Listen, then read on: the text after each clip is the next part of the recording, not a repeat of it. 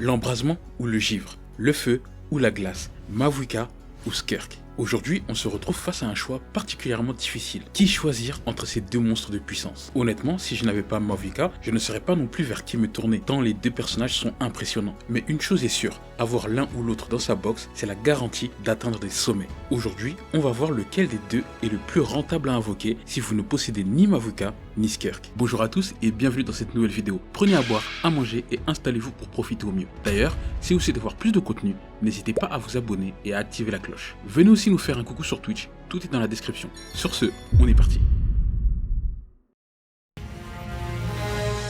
Skirk est un main DPS qui atteint son plein potentiel dans des équipes cryo ou gel uniquement. Elle est polyvalente dans son rôle, capable de switch entre un mode burst DPS et un mode main DPS grâce à ses attaques normales infusées, mais ce qui la rend unique, c'est qu'elle n'utilise pas d'énergie élémentaire classique. Elle fonctionne avec une ressource spéciale, la finesse serpentine, qu'elle gagne en utilisant ses compétences ou en ramassant des failles créées par les réactions élémentaires. Au niveau de ses compétences, elle a deux versions. Un appui simple qui fait rentrer Skirk en mode DPS, ses attaques deviennent cryo, font énormément de dégâts et consomment de la finesse serpentine. Et un appui long qui va permettre à Skirk de se déplacer à grande vitesse, générer 45 points de finesse, mais vous ne pourrez pas faire de dégâts. Son ultime a aussi deux versions. Si tu es en mode DPS, c'est un mini ultime qui ramasse toutes les failles et booste des dégâts de 12% pour une faille, 16% pour deux failles et 20% pour trois failles. Et quand tu n'es pas en mode DPS, c'est un burst très puissant qui coûte 50 finesses serpentines. Plus tu as de finesse, plus il tape fort. Chaque point au-dessus de 50 ajoute plus 35% d'attaque. Donc il est important de maximiser son énergie avant de placer son ultime, un peu comme Mavuka.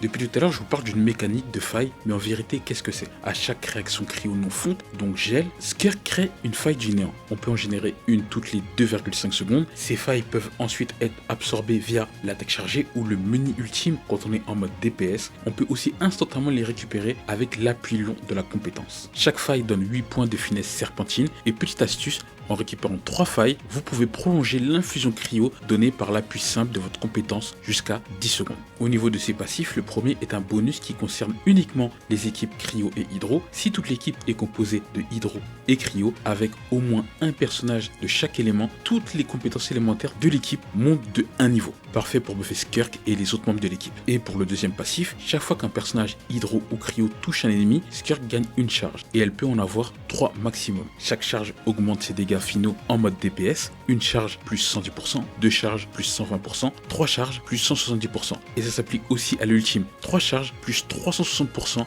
de dégâts finaux. Mais attention, si vous n'avez pas au moins 3 persos hydro ou cryo, vous perdez du DPS. Skirk doit être dans une compo 100% hydro ou cryo. Skirk est un monstre de DPS, à la fois plaisant et rafraîchissant à jouer. Cependant, elle présente des petits inconvénients. Sans Furena et Escoffier, deux personnages quasiment indispensables pour la composition de sa meilleure équipe, il sera difficile d'exploiter tout son potentiel. Cela dit, elle reste largement capable de venir à bout de l'intégralité du contenu du jeu. En revanche, pour le nouveau endgame, si vous visez des grosses performances, l'absence de ces deux soutiens risque de compliquer les choses. En plus de ça, elle ne veut se jouer que dans des équipes hydro ou cryo, ce qui limite fortement ses possibilités de composition.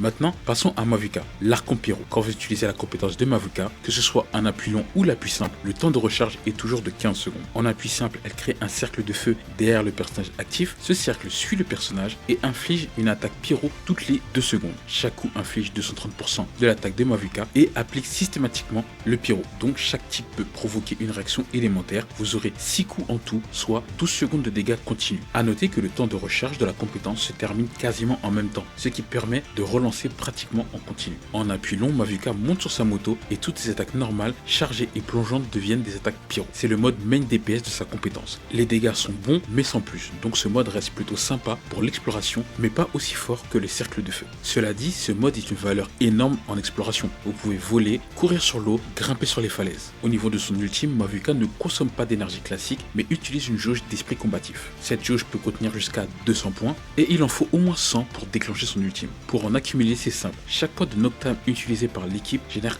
un point d'esprit combatif. par exemple, sa propre compétence consomme 80 points de Noctame, ce qui vous apporte directement 80 points d'esprit combatif. Il est donc fortement recommandé d'avoir au moins un second utilisateur de Noctame dans votre équipe, afin de recharger la jauge plus rapidement et pouvoir enchaîner les ultimes plus souvent. Quand vous lancez l'ultime, vous déclenchez un énorme coup pyro qui peut monter jusqu'à 800% de l'attaque de Mavuka. Ensuite, vous rentrez dans un mode spécial pendant 7 secondes, avec des attaques boostées. Plus vous avez d'esprit combatif, plus les dégâts sont élevés. Je vous conseille donc d'atteindre les 200 points pour balancer votre ulti. Au niveau du premier passif de Mavuka, à chaque explosion de Noctame, elle gagne plus 30% d'attaque pendant 10 secondes, autant dire pratiquement tout le temps.